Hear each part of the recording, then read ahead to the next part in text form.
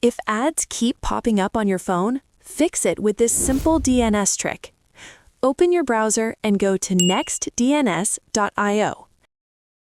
Tap Try It Now, then create an account or log in. After signing in, you'll land on the Setup page. Copy your unique DNS hostname.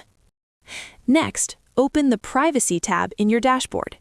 Add your block list. The recommended ones are NextDNS Ads and Trackers and HaGeZi Multi PRO for strong filtering.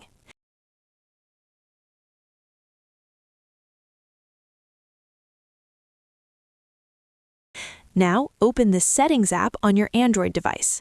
Go to Network and Internet, then open Private DNS. Select Private DNS Provider Hostname and paste your unique NextDNS address. Tap Save and wait a moment for it to connect.